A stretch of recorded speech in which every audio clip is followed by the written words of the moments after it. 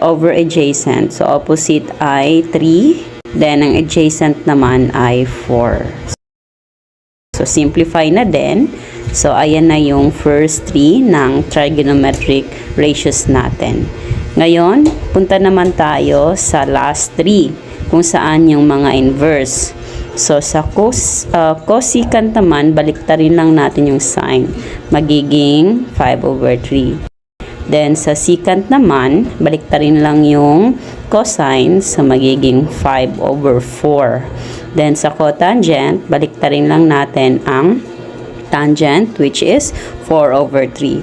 So, kahit hindi nyo na yan gawing mixed number, consider na yan as final answer. As long as simplest form siya. Ibig sabihin, ang highest common factor lang ay 1. Or ang GCF ay 1.